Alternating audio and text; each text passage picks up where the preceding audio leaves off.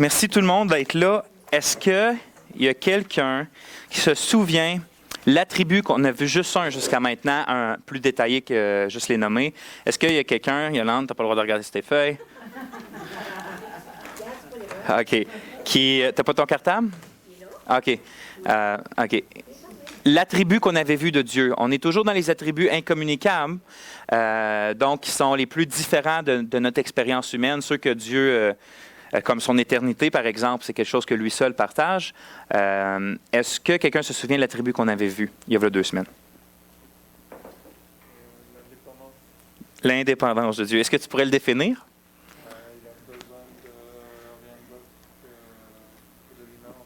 C'est exactement ça. Oh, oui, il est vraiment... oui. Mais est-ce que ça veut dire si Dieu n'a besoin d'absolument rien ni personne? On avait eu les preuves bibliques de ça. Est-ce que ça veut dire que Dieu, il se fout de nous autres puis qu'on ne peut rien lui apporter? T'es sûr? OK. OK. Est-ce que tu peux lui procurer de la joie même s'il n'a pas besoin de toi? Tu peux lui procurer de la joie.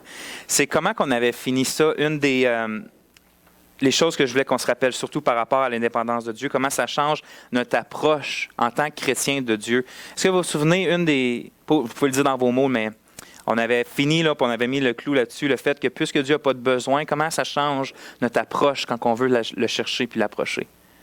Ça change quoi, grosso modo?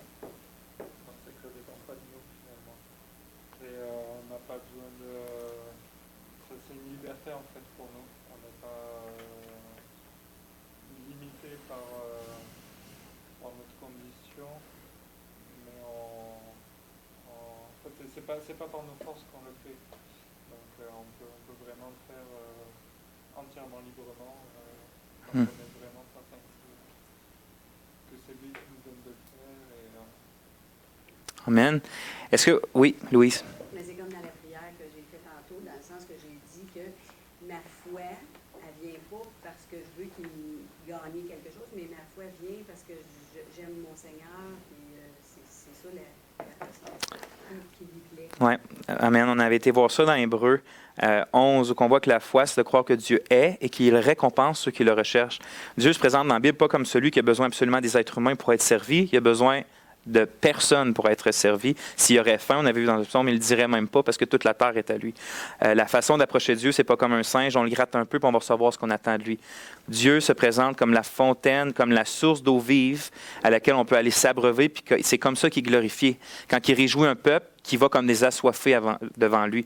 Fait qu'on n'essaye pas de plaire à Dieu, essayer de lui emmener des choses pour qu'il nous redonne en retour. Non, on s'en va à lui comme des mendiants tout le temps, qui s'attendent toujours à recevoir de lui pleinement dans l'Évangile. Fait que c'était ce qu'on avait vu qui est vraiment beau de l'attribut de Dieu, qui est rassurant pour nous, de cet attribut-là qui est l'indépendance de Dieu. Maintenant, ce soir, on va voir un autre attribut, une autre perfection de Dieu. Puis là, j'ai eu beaucoup d'imprévus, donc mes feuilles...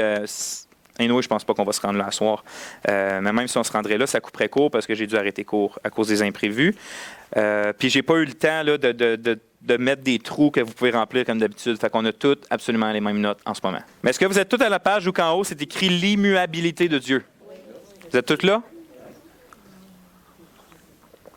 OK. L'immuabilité de Dieu, c'est l'attribut ou la perfection de Dieu qu'on commence à voir aujourd'hui. J'ai mis il y a une petite note de bas de page parce que il y en a qui, au lieu de dire immuabilité de Dieu, ils disent immutabilité de Dieu. En français, les deux sont acceptables. Ça veut dire exactement la même chose, mais pas nécessairement de Dieu, mais c'est un mot français, immutabilité ou immuabilité. En anglais, c'est immutability. Peut-être c'est un calqué de l'anglais, je ne sais pas. Je n'ai pas fait la recherche de mots dans son histoire, là, mais c'est ça. C'est juste pour vous dire que si vous voyez des gens français utiliser le mot immutabilité de Dieu, c'est exactement la même chose que immuabilité de Dieu. Y a-t-il quelqu'un qui sait ce que ça veut dire immuabilité de Dieu? Juste comme ça avant qu'on commence? Hein? Change pas. C'est vrai de ça. Quand quelque chose est immuable. Je n'ai jamais entendu immutable en tout cas.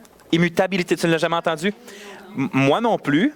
Mais dans le livre, dans quelques livres de théologie, dans tous les livres de théologie systématique que j'ai en français, ils écrivent immutabilité de Dieu.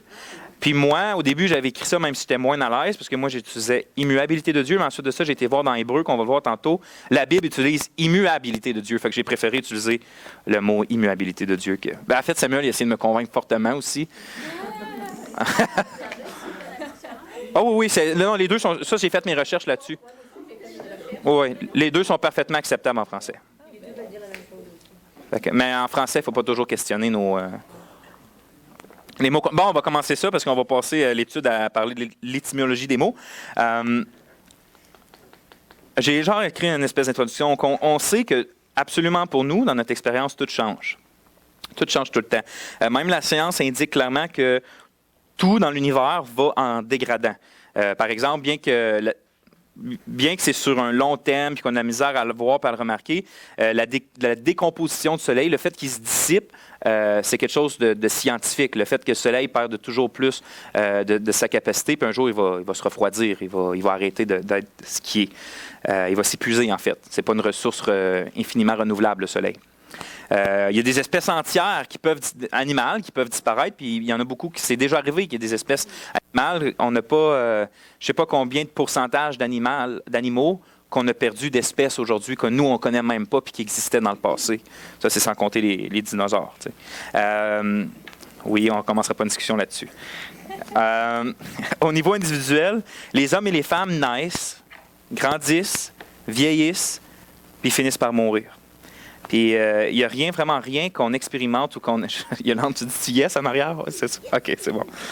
Il n'y a rien de ce que nous expérimentons puis connaissons ici-bas qui ne change jamais. Vous ne pouvez pas voir puis mettre le doigt sur quelque chose sur notre expérience humaine qui ne change pas. Absolument tout change. Minime, sur le long terme, sur le court terme, peu importe, tout change.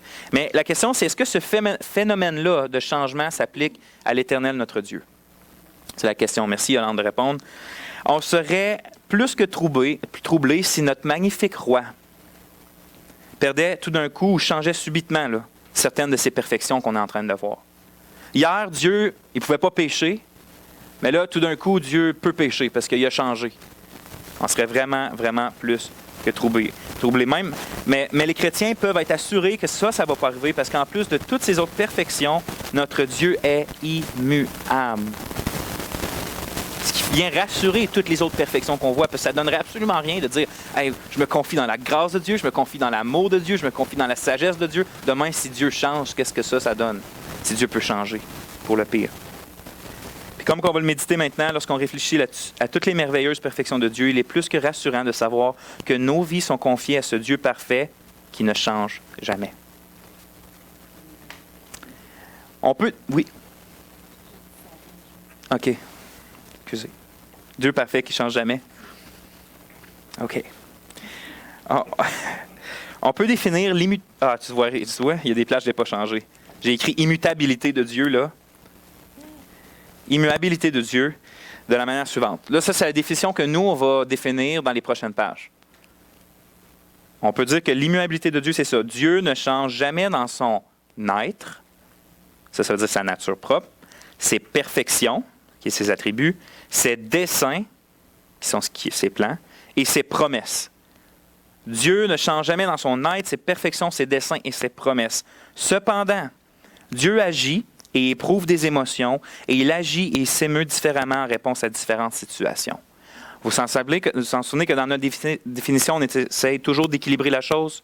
Parce qu'il y a des gens qui pensent, quand ils étudient l'immuabilité de Dieu, puis qui voient que Dieu ne change jamais, ils pensent que Dieu est un être statique, comme qui est toujours, même sans certaines émotions, puis qui ne réagit pas à certaines choses, puis qui est juste comme, bide, comme ça. Mais dans la Bible, ce n'est pas ce qu'on voit. Puis on va essayer de venir équilibrer ça. Puis on va répondre à la question plus tard, qui est peut-être déjà dans votre tête. Si la Bible dit clairement que Dieu ne change pas, qu'est-ce qu'on fait avec les passages qui montrent que Dieu semble changer? On va adresser ça si on a le temps aujourd'hui, puis sinon ça va aller à la semaine prochaine. Donc, on va commencer par la première partie de notre définition. En 2a, c'est écrit « Dieu ne change jamais dans son être, ses perfections, ses desseins et ses promesses ». C'est important qu'on spécifie ces choses-là parce que Dieu change dans certaines choses, mais pas dans ces choses-là. La Bible est claire. Puis j'aimerais ça juste commencer avec le gros bon sens. Vous savez que je veux rester biblique, mais je trouvais ça quand même particulier d'utiliser le gros bon sens. Il est intéressant parce que même de manière purement philosophique, ça veut dire juste en réfléchissant. Le Dieu de la Bible, il ne peut pas être autre chose qu'immuable. Pour qu'un être moral change, c'est-à-dire quelqu'un qui est juste ou injuste, mais un être moral comme Dieu ou un être humain, pour qu'il change, il y a juste deux possibilités qui changent. Soit qu'il change pour le pire, ou soit qu'il change pour le mieux. Soit qu'il s'améliore, ou soit qu'il dégrade. Un être moral comme nous, quand on change, c'est dans une des deux directions. On n'a pas le choix. C'est fait comme ça.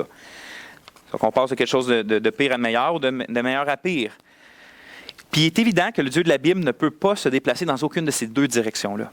Dieu ne peut pas changer pour le mieux, parce que ça signifierait qu'il aurait été imparfait avant de changer. Puis la Bible est claire sur le fait qu'il est parfait. Donc, juste même si on comprend pas, même si on n'a jamais lu dans la Bible que Dieu est immutable, si on lit que Dieu est parfait, nécessairement, ça implique qu'il ne peut pas changer. Quand tu es parfait, tu as atteint le maximum, tu as atteint, ou tu as toujours été, le maximum de ce qu'un être peut être. Dieu a toujours été comme ça. Par exemple, si on parle de justice, si Dieu pourrait changer dans sa justice, ça veut dire qu'il pourrait soit devenir pire, donc passer de parfait à pécheur, ou de passer de pécheur à parfait, ce qui n'est vraiment pas l'image que la Bible donne de Dieu. Fait que vous voyez, juste de façon, c'est le gros bon sens, juste de dire, si Dieu, la Bible existe vraiment, il n'y a pas le choix d'être immuable, parce que sinon, il n'est pas Dieu selon la définition même de la parole de Dieu. Mais maintenant, ça c'est le gros bon sens, on va passer à autre chose, on ne restera pas là trop longtemps, on va passer dans le témoignage des Écritures. Puis ça va être le point 2, vous voyez là. Le témoignage des Écritures, le témoignage biblique. Est-ce que quelqu'un aimerait lire le psaume 102, 26, 28? Il est juste là en rouge. Moi. Tu as anciennement fondé la terre, et les cieux sont l'ouvrage de tes mains. Ils périront, mais tu subsisteras. Ils s'useront tout comme un vêtement. Tu les changeras comme un habit, et ils seront changés. Mais toi, tu restes le même, et tes années ne finiront pas. Dans un peu le contexte, l'auteur, si vous avez lu le psaume, au verset 1, il se décrit lui-même comme étant malheureux. À cause qu'il vit une détresse, il vit de la persécution, puis il semble que sa mort est imminente dans le psaume. Je pense que c'est Asaph, je ne suis pas sûr. Puis il cherche à se confier, pour se sortir de là, tu vois, dans le psaume, qu'il cherche à se confier dans les bontés de Dieu. C'est vraiment ce qu'il cherche à faire. Puis, pour rassurer davantage son propre cœur, puis le cœur de ceux qui vont chanter ce psaume-là, comme nous, il semble vouloir affirmer la certitude du règne puis de la bonté de Dieu en comparant quelque chose. Il veut comparer avec ce que nos yeux à nous trouvent, je me reprends. Il semble vouloir le comparer avec ou nous exhorter avec le fait que ce que nos yeux à nous voient qui est le plus proche d'être immuable sur la terre, qui est la terre et les cieux.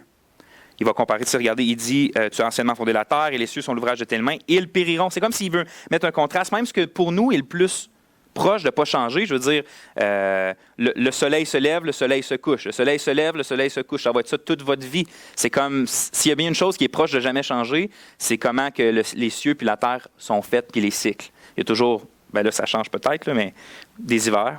En tout cas, en Abitibi au moins. Puis, donc, il met ça en contraste. Il met la terre et les cieux. Puis il met avec ce qui est vraiment immuable, c'est-à-dire l'éternel. Dieu existait avant la création des cieux et de la terre, puis il va toujours être là longtemps après la destruction de la terre puis des cieux. Dieu opère des changements dans l'univers, mais lui-même ne change jamais, que le psaume dit. Fait que même pour l'auteur qui est malheureux puis qui cherche à se confier, il dit, ah oui, je veux me confier dans les bontés de Dieu, je veux chercher sa grâce, mais il se rassure avec le fait que je vais la trouver parce que la terre et les cieux que tu as fondés vont passer, mais toi, tu ne changes jamais. Donc, la bonté dans laquelle je me confie, la grâce dans laquelle je cherche, je vais la trouver parce que Dieu ne change pas. Dieu ne change pas. Il reste toujours le même. Il est significatif que dans le passage qu'on a cité plus tôt, il est cité aussi en Hébreux 1, 11, 12, puis il est appliqué à la personne du Seigneur Jésus-Christ. Puis plus loin dans Hébreux 13, 8, on lit que le Christ est décrit en ces termes sans équivoque. Jésus-Christ est le même hier, aujourd'hui et éternellement. Donc le Fils, c'est juste clair que c'est pas juste le Père qui partage cet attribut-là divin de l'immuabilité de Dieu, mais le Fils partage la même chose. Le Fils ne change jamais non plus dans sa nature divine.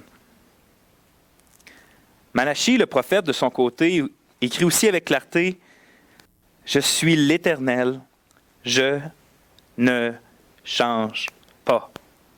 Je ne change pas. » Jacques va dans le même sens, prochaine page, dans son épître, il écrit ça dans Jacques 1, 17.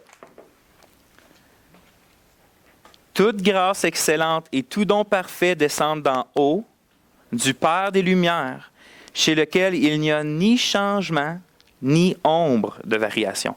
Il n'y a même pas le moindre petite sphère de qui est Dieu qui va peut-être pouvoir changer. Pas un nombre de variations. Avec les passages cités plus haut, c'est quelques-uns, je ne pouvais pas tous les écrire, j'en ai choisi quelques-uns. On peut donc conclure que Dieu ne change pas au moins en ce qui concerne son être, puis ses attributs. C'est ça qu'on vient de voir. Là. On n'a même pas parlé des plans de Dieu. Là. On parle juste de qui est Dieu, dans sa bonté, dans son être. Jésus-Christ est le même hier, aujourd'hui et demain. Donc la personne de Christ ne change jamais. C'est ça qu'on peut conclure avec les passages qu'on a vus. En d'autres mots, ce qu'on vient d'insinuer depuis le début de ce chapitre sur la doctrine de Dieu est encore une fois confirmé par les passages qu'on vient de voir. Dieu est toujours pleinement Dieu. Il ne change jamais. Mais est-ce que, OK, Dieu dans sa personne ne peut pas changer, Dieu dans ses perfections ne peut pas changer, mais est-ce qu'il y a d'autres choses qui ne changent pas en Dieu? Puis la Bible pointe dans d'autres choses, comme par exemple ce qui concerne ses desseins. Quand on parle des desseins de Dieu, on parle de ses plans tout simplement, de ce que Dieu prévoit, de ce que Dieu décrète depuis toute l'éternité. Est-ce que ça peut changer? On va voir la réponse de la Bible par rapport à ça. Psaume 33, 11, on lit « Les desseins de l'Éternel subsistent à toujours, et les projets de son cœur de génération en génération. » Quand Dieu décide d'accomplir quelque chose, son dessein est immuable, il ne manquera pas d'être mis à exécution. Quand Dieu prévoit « je vais faire ça », ses desseins subsistent à toujours, et les projets de son cœur de génération en génération, ça va arriver. En fait, Dieu affirme par l'entremise d'Ésaïe que c'est même un aspect qui lui appartient à lui seul, puis personne n'est égal à lui. Même Dieu va comparer les faux idoles. Il va dire, les idoles, levez-vous, puis on va voir si vous êtes Dieu, puis il va dire ça. Souvenez-vous de ce qui s'est passé dès les temps anciens. Je suis Dieu et nul n'est semblable à moi. J'annonce dès le commencement ce qui doit arriver, et longtemps d'avance ce qui n'est pas encore accompli. Je dis, mes arrêts subsisteront et j'exécuterai toute ma volonté. Dans ce passage-là, Dieu harangue les idoles dans lesquelles son peuple se confie pour faire ça. Il veut leur passer une sorte de test en quelque sorte. Comme j'ai dit, il veut, OK, vous confiez dans ces dieux-là, mon peuple, on va leur passer un test, voir à ces idoles-là. Puis le test qu'il leur fait faire, il dit, bien, expliquez donc le passé, pourquoi ça s'est passé, puis dites-moi donc d'avance ce qui va arriver. Puis aucune idole pouvait faire ça. Vous voyez que c'est comme, Dieu dit, il y a juste moi qui peux prévoir le futur, puis même expliquer pourquoi le passé s'est passé. Mais ce qui est époustouflant en plus, c'est que la raison que Dieu donne pour laquelle il peut annoncer le futur, c'est pas parce que, comme souvent nous on l'imagine, je pense souvent à cause qu'on a vu trop de films, puis lit trop de romans, c'est comme si on imagine que le fait que Dieu connaît le futur, c'est juste parce qu'il rouvre la porte du futur, puis il va voir qu'est-ce qui se passe. Non, mais souvent, je veux dire, naturellement, on peut penser comme ça, parce que nous, quand on pense au futur, c'est un peu ça qu'on fait. On essaie de s'imaginer comment le futur va arriver. Mais Dieu, dans ce verset-là, il dit que la raison pourquoi il peut dire le futur, c'est parce que c'est lui qui a planifié le futur. Il dit à la fin du verset, « Je dis, mes arrêts subsisteront et j'exécuterai toute ma volonté. » Dieu sait qu'est-ce qui se passe dans le futur, parce que c'est Dieu qui prévoit le futur. C'est comme ça que la Bible présente la connaissance du futur de Dieu. C'est pas juste que Dieu, il fait comme, « Ah... » Non. Oui, Dieu peut imaginer toutes les possibilités possibles, mais finalement, le seul futur qui existe, c'est le futur que Dieu prévoit, que Dieu planifie, que Dieu permet. Puis ça, les idoles ne peuvent pas faire ça, parce qu'il n'y a aucune idole qui existe, donc ils ne peuvent pas non plus prévoir le futur. Comme Sam Storms, c'est un pasteur aux États-Unis, puis aussi, il travaille avec John Piper sur le ministère Desiring God. Vous ne le connaissez probablement pas, mais c'est vraiment un homme de Dieu. Il écrit ça dans un article sur cet attribut-là de Dieu. Il écrit « Nier l'immuabilité du dessein ou du plan de Dieu ne serait pas moins qu'un affront à la déité. » Déité, ça veut simplement dire Dieu. Il n'y a, si je comprends bien, que deux raisons pour lesquelles Dieu serait forcé ou aurait besoin de changer son dessein, changer son plan. La première, s'il n'avait pas la prévoyance ou les connaissances nécessaires pour prévoir toutes les éventualités, auquel il ne serait pas omniscient. Il dit que c'est la seule raison pourquoi Dieu changerait son plan, s'il n'aurait pas pu avoir toute connaissance pour planifier son plan au départ. Ou deux, en supposant qu'il avait la prévoyance nécessaire, il n'avait pas le pouvoir ou la capacité d'accomplir ce qu'il avait prévu, auquel cas il ne serait pas tout-puissant. Donc, vous voyez, il dit, il y a juste deux raisons pour lesquelles Dieu peut changer ses plans s'il les planifie. Soit qu'il n'avait pas toutes les données quand il a fait son plan, c'est-à-dire qu'il n'est pas omniscient, il ne connaît pas tout, ou s'il connaît tout, bien, ça veut dire qu'il n'y a pas toute la puissance d'accomplir son plan, puis il y a des choses qui peuvent venir l'entraver. Il continue. Donc, Sam Storm dit qu'il y a deux choses. Si Dieu ne peut vraiment pas planifier, il change de plan, c'est soit qu'il a manqué de connaissance ou soit qu'il a manqué de puissance s'il y avait cette connaissance-là. Mais il continue. Mais puisque Dieu est infini en sagesse et en connaissance, il ne peut y avoir d'erreur ou d'omission dans la conception de son dessein. En outre, puisqu'il est infini en puissance, omnipotent, il ne peut y avoir aucun échec ou frustration dans l'accomplissement de son but. Donc, même les autres attributs de Dieu viennent montrer que non, Dieu, ses plans ne changent jamais. Alors, comme l'écrit Salomon, il y a dans le cœur de l'homme beaucoup de projets, mais c'est le dessein de l'Éternel qui s'accomplit, Proverbe 19, 21. Dieu n'est pas comme nous pour être frustré dans nos plans. Nous, des fois, on planifie des choses dans nos vies, puis on a mal planifié parce qu'on n'avait pas toutes les données. Des fois, tu planifies quelque chose avec quelqu'un, tu ne le connaissais pas vraiment, finalement, ça arrive au vinaigre parce que tu ne le connaissais pas vraiment, parce que tu n'étais pas Dieu. Ou des fois, tu connais vraiment, vraiment bien toutes les situations, tu as fait tout ce qu'il fallait, mais tu restes juste un être humain avec un nombre de temps limité, avec des faiblesses. Des fois, tu tombes malade, tu manques la puissance d'accomplir tes bons projets. Dieu est dans aucune de cette catégorie-là. Il a toute la connaissance, puis il a toute la puissance d'accomplir ses plans. J'ai une petite note. Je ne sais pas si quelqu'un voudrait la lire. Moi, je veux bien. Vas-y, ma soeur. Les changements dans les événements les plus marquants de l'histoire rédemptrice ne doivent pas être considérés comme indiquant un changement dans l'être ou le dessein de Dieu. Ils sont plutôt l'exécution dans le temps de desseins qui existent éternellement dans la pensée de Dieu. Par exemple, l'abolition de l'alliance mosaïque n'était pas un changement dans la volonté de Dieu. En fait, c'était l'accomplissement de sa volonté, une volonté qui avait éternellement décrété ce changement, c'est-à-dire le changement de l'alliance mosaïque de la nouvelle alliance. La venue et le travail de Christ n'étaient donc pas une action de fortune pour remédier aux défauts imprévus de l'Ancien Testament, mais il n'était que la réalisation historique et concrète de ce que Dieu avait décrété depuis l'éternité.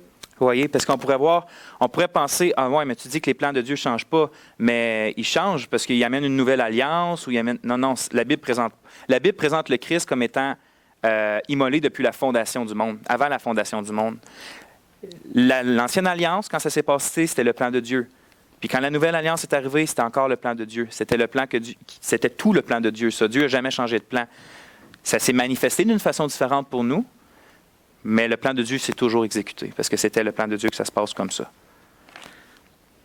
De plus, là, on a vu que Dieu, il ne change pas dans son être, il ne change pas dans ses perfections, il ne change pas dans ses desseins, dans ses plans, mais la Bible répète sans cesse aussi que Dieu est immuable dans ses promesses. Dieu ne change pas non plus dans ses promesses. C'est ce que les Israélites ont expérimenté concernant leur héritage en Canaan. C'est écrit ça à la fin de Josué. De toutes les bonnes paroles que l'Éternel avait dites à la maison d'Israël, aucune ne sera sans effet. Toutes ne resta sans effet. Toutes s'accomplirent. Absolument toutes les promesses que Dieu avait données s'accomplirent à ce moment-là par rapport aux choses terrestres de cette époque-là. Ouais, on aurait dit un cochon pris dans... Je ne sais pas trop. En fait, l'immuabilité de Dieu, de ce que Dieu promet, c'est l'un des arguments. Puis ça, je pense que l'auteur de l'Épître aux Hébreux, il fait une job époustouflante pour venir rassurer les chrétiens dans la souffrance, de persévérer, puis de s'accrocher aux promesses de Dieu. Son but, c'est d'encourager ses lecteurs à persévérer jusqu'à la fin. Puis son argument, c'est l'immuabilité des promesses de Dieu. Puis regardez bien son argumentation. Il dit, c'est pourquoi Dieu, voulant montrer avec plus d'évidence aux héritiers de la promesse l'immuabilité de sa résolution, intervint par un serment, afin que par deux choses immuables dans lesquelles il est impossible que Dieu mente, nous trouvions un puissant encouragement. Selon l'auteur, il y a deux choses qui ne peuvent absolument juste pas changer. La première, c'est la promesse de Dieu, que Dieu a faite à Abraham. Ça ne peut pas changer. C'est une des deux choses immuables qu'il dit. L'autre, c'est le serment que Dieu fait pour comme promettre la promesse. C'est juste pour nous rassurer encore plus. La simple promesse aurait dû être suffisante, mais c'est comme si Dieu, il veut tellement qu'on sache qu'on peut lui faire confiance, qu'il dit, en plus, là, Je fais un serment pour te montrer que je vais y tenir à la promesse, que je ne mentirai pas dedans non plus. Puis il a comme promis la promesse. Fait que vous voyez, ces deux choses-là sont claires dans le passage, que c'est immuable. Dieu ne ment pas. Quand il promet quelque chose, ça va s'accomplir. Puis c'est pour ça qu'on peut nous s'accrocher à elle jusqu'à la fin, peu importe les souffrances par lesquelles on passe, comme les lecteurs de l'Épître aux Hébreux. Le point, c'est que lorsque Dieu promet quelque chose, il se montre fidèle à sa promesse, car Dieu n'est point un homme pour mentir, ni un fils d'homme pour se repentir. Ce qu'il a dit, ne le fera-t-il pas? Ce qu'il a déclaré, ne l'exécutera-t-il pas? Ça, on voit ça dans Nombre puis dans 1 Samuel. Dieu n'est pas comme nous. Il n'est pas un homme pour mentir. Il n'est pas un homme pour se repentir, pour changer ses plans, pour changer ses promesses, pour nous promettre quelque chose, même parce qu'on est des pécheurs, puis finalement décider un jour qu'on est on n'utilise pas assez bien sa grâce ou peu importe, puis dire finalement, mes promesses ne seront pas pour toi. Dieu ne change pas ses promesses. Avec ces témoignages clairs des Écritures, on peut donc conclure et résumer que Dieu est réellement immuable en ce qui concerne son être, ses perfections, ses desseins et ses promesses. Dit simplement, il s'agit d'affirmer que Dieu est toujours et agit toujours en parfaite harmonie avec qui qu'il est depuis toute éternité et pour toute éternité. Dieu agit toujours en parfaite harmonie avec qui qu'il est, donc son être ne changera pas, ses perfections ne changeront pas, ses promesses ne changeront pas parce que lui, il ne change pas, puis ses desseins ne changent pas parce que lui, il est parfait puis il ne change pas. Tout simplement dit. Par exemple, l'immuabilité de Dieu signifie que Dieu, qui est décrit dans l'Écriture comme omniprésent, c'est-à-dire partout, omniscient et omnipotent, n'est pas, n'est pas et ne sera jamais, peu importe les circonstances imaginables, focalisé à une place, ou ignorant, ou impuissant. Vous voyez, parce que Dieu est immuable, si Dieu sait tout à un moment donné, Dieu sait tout le temps. Il n'y a jamais une place où Dieu va manquer d'informations, parce qu'il ne change jamais. Oui. Là, je voulais dire localiser dans le sens où, tu sais, vu que Dieu est omniprésent, mais à un moment donné, il n'y a pas un moment donné que Dieu va être limité à une place. C'est ça que je voulais dire. Fait qu'on va continuer, puis on va aller au point 2b, qui est la deuxième partie de notre définition, puis on ne la verra pas tout à soir. Anyway, comme je vous ai dit tantôt, ça va peut-être... ça va couper sec. Ça va couper sec. On va peut-être tout voir ça, mais on ne verra pas tout le point. Est-ce que vous êtes tous à la page 142 ou 144? Là, c'est la même chose. Ah, OK, c'est bon. La deuxième partie de notre définition, on a vu que Dieu est immuable dans telle chose. Maintenant, cependant, Dieu agit et éprouve des émotions, il agit et s'émeut différemment en réponse à différentes situations. Lorsqu'on étudie l'immuabilité de Dieu dans ses desseins, on peut se demander pourquoi dans certains passages de la Bible, Dieu semble pourtant changer d'avis dans certains passages. Puis je vais donner les passages les plus connus par rapport à ça. En Exode 32, 9, 14, on voit Dieu qui renonce à mettre ses menaces à exécution à cause de l'intervention réussie de Moïse quand il prie pour empêcher la destruction du peuple. Le peuple avait vraiment grandement péché contre Dieu et Dieu dit « Je vais détruire le peuple, tasse-toi ». Puis Moïse, il va intercéder, puis il est écrit ça. L'Éternel dit à Moïse, « Je vois que ce peuple est un peuple au cou raide. Maintenant, laisse-moi, ma colère va s'enflammer contre eux et je les consumerai. Mais je ferai de toi une grande nation. » Moïse implora l'Éternel, son Dieu, et dit, « Pourquoi, ô Éternel, ta colère s'enflammerait-il contre ton peuple? Un petit peu plus loin, reviens de l'ardeur de ta colère et repens-toi du mal que tu veux faire à ton peuple. » Et l'Éternel se repentit du mal qu'il avait déclaré vouloir faire à son peuple. Vous voyez, on voit, même il y a le mot « repenti » là, qui est juste en haut de votre feuille, il est écrit « Dieu n'est pas un homme pour se repentir ». Mais vous voyez qu'il y a souvent, le problème il est ressorti. Mais on va lire d'autres passages. Dieu semble avoir changé d'avis. Là. Il dit, je vais le tuer. Moïse prie, il dit, OK, je ne vais pas le tuer. Fait qu'il semble changer d'avis. En Ésaïe 38, 1, 6, le prophète annonce au roi Ézéchias qu'il va bientôt mourir. Ce qui conduit le roi Ézéchias à s'humilier et à invoquer Dieu avec des grandes larmes. Ésaïe est donc de nouveau envoyé vers lui. Dieu dit, retourne vers Ézéchias pour lui annoncer ça, cette parole-là de l'Éternel. Ainsi parle l'Éternel, le Dieu de David, ton père. J'ai entendu ta prière, j'ai vu tes larmes. Voici, j'ajouterai à tes jours 15 années. Dieu semble avoir changé d'avis, là. Il semble avoir changé d'idée. Hein? C'est bon, ça, 15 années de plus? Oui, c'est 15 années de plus, oui. La puissance des figues, parce que c'est une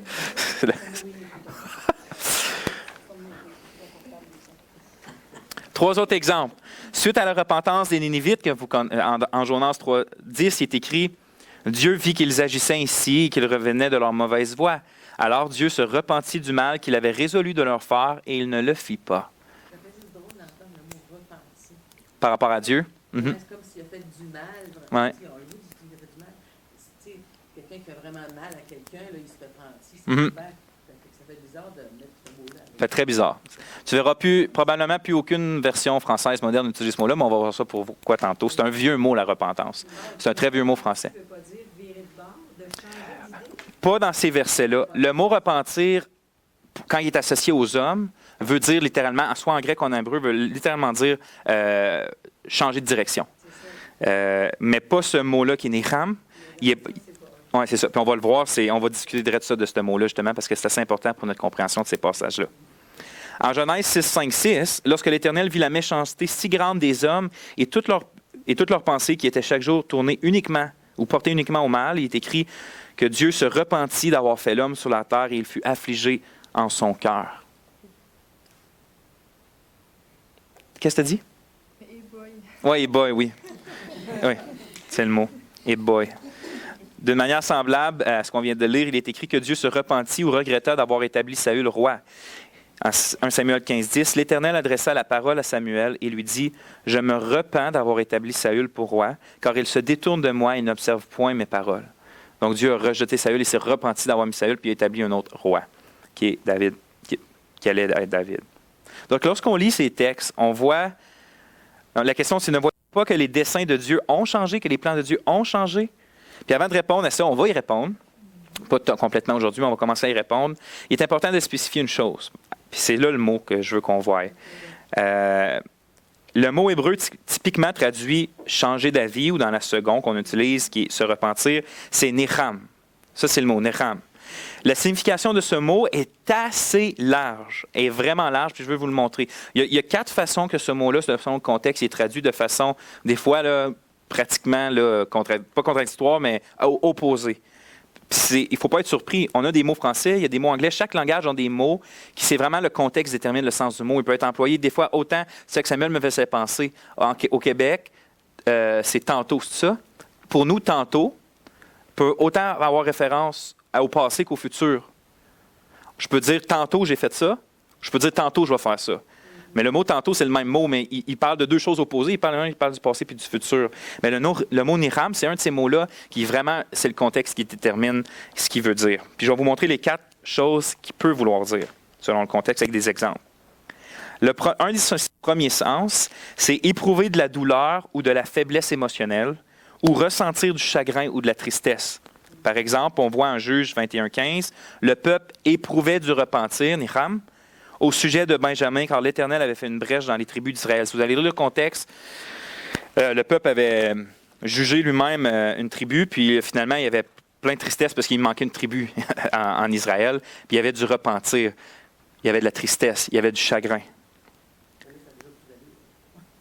Moi, tout le monde, tu l'avais vu, toi. Un deuxième sens, c'est là que je vous disais que ça peut être assez opposé. Dans certains contextes, le même mot hébreu signifie être consolé ou se consoler soi-même.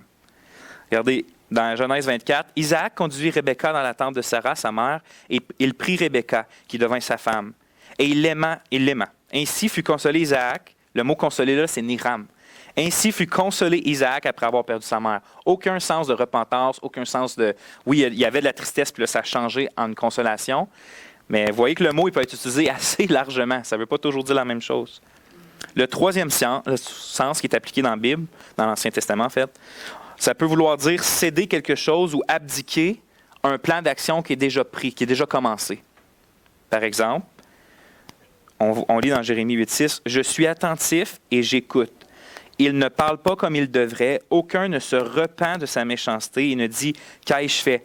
Tous reprennent leur course comme un cheval qui s'élance au combat. Dieu reproche quelque chose au peuple de ne pas savoir repenti de sa méchanceté puis d'avoir continué dans la même action.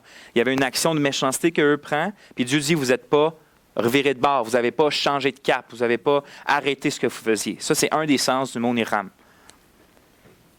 L'autre sens, qui est le 4e et le dernier, ça veut dire de se rétracter ou de rétracter une déclaration qui a été faite ou de changer d'avis au sujet d'une ligne de conduite énoncée. Quelque chose qu'on a dit qu'on allait faire, puis finalement on fait « Ah non, je ne le ferai pas ».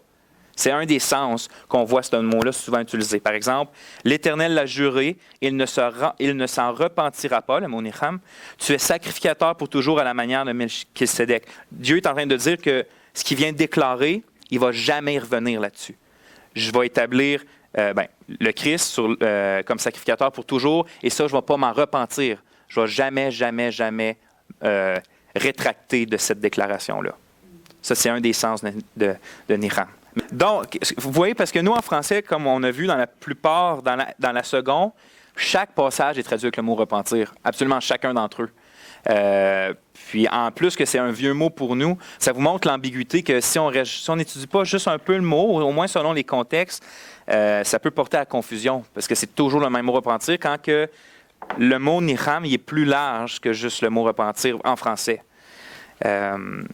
Donc, c'est ça. Donc, ça nous met une mise en garde sur le fait qu'il faut faire attention avant d'attribuer le mot repentir à Dieu.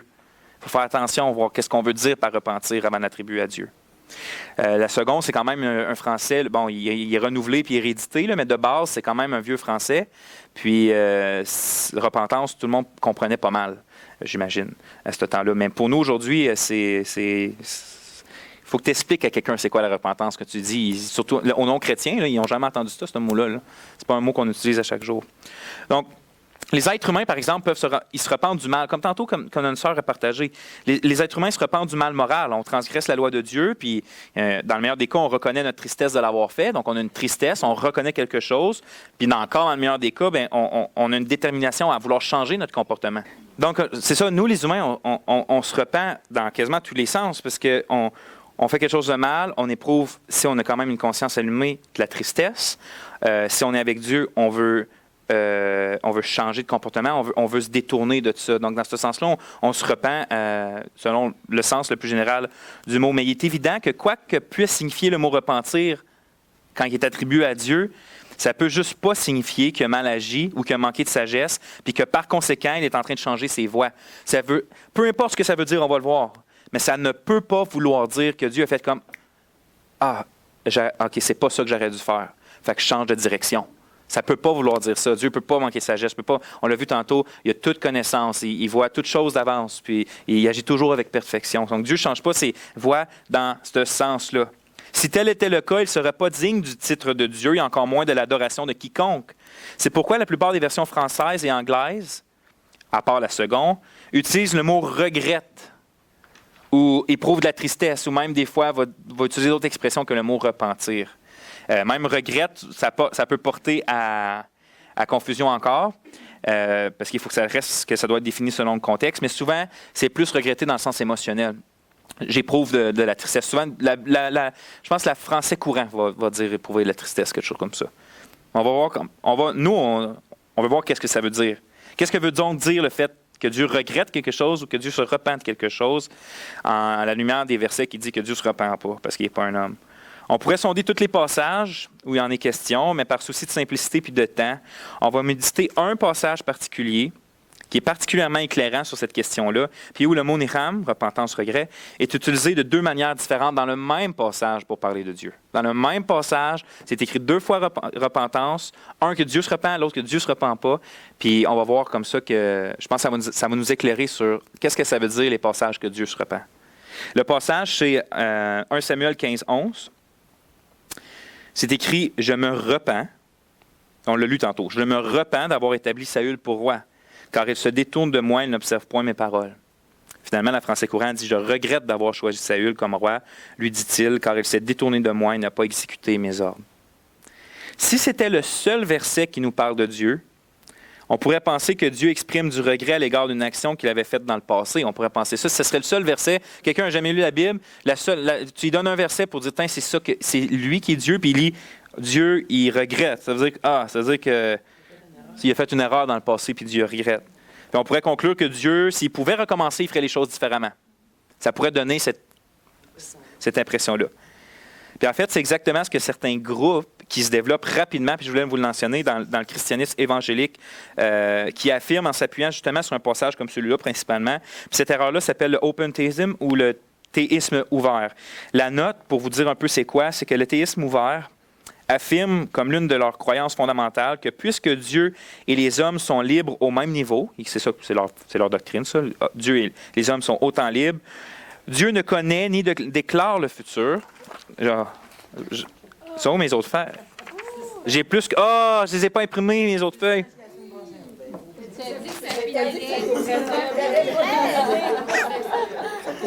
Pas si c'est que ça. Mais je sais qu'est-ce qui est écrit, fait que je vais finir au moins ma pensée. C'est vrai, parce que ça, je veux vous mettre en garde contre ça, le open theism, parce que c'est... eux, ils croient que Dieu et les hommes, ils ont la même liberté. Dieu ne brise jamais la liberté des hommes, puis ils sont égaux là-dessus. Puis, donc, Dieu ne va jamais... il va jamais prévoir quelque chose dans le futur. En fait, eux, ils pensent... Pourquoi ça s'appelle l'optisme ouvert? Eux, ils disent que le futur est ouvert. Parce que Dieu, il attend toujours ce que l'homme fait pour réagir à quelque chose. Dieu ne connaît pas le futur parce qu'il n'y a pas vraiment de futur. Il va toujours agir en réaction avec les hommes. Donc, même si Dieu prévoit quelque chose, l'homme fait quelque chose, Dieu ne peut pas agir. Fait que là, Dieu veut réagir d'une façon différente, l'homme aussi. Puis c'est comme ça que se dessine le futur pour eux. C'est clairement une erreur biblique parce qu'on voit que Dieu a pleinement toute la connaissance, mais c'est vraiment quelque chose qui prend beaucoup, beaucoup, beaucoup d'ampleur, qui se base sur des textes comme ça. Parce que ça dit, que Dieu, son premier plan, c'était de choisir Saül comme roi. Mais là, Saül a fini par désobéir. Donc Dieu a réagi à ça, il s'est repenti, il a dit, d'abord, je vais faire autre chose. Puis ils disent que ce passage-là veut dire exactement ça. Comme qu'on va voir la prochaine fois, si on lit un peu plus le contexte, un peu plus loin, vous savez, une des règles d'herméneutique, d'interprétation les plus simples, les plus de base, c'est que chaque passage doit être compris dans son contexte immédiat et dans le contexte de toute la Bible. C'est facile de prendre ce verset-là, de le tasser puis de dire on va créer toute une nouvelle théologie. Dieu ne connaît pas le futur, il n'y a pas de futur, Dieu ne peut jamais briser la volonté de l'homme. C'est facile de faire ça. Mais on va voir que Dieu, je pense que l'Esprit Saint, dans le même passage, a mis ces deux versets-là pour qu'il n'y ait plus d'ambiguïté sur le fait que Dieu se repent.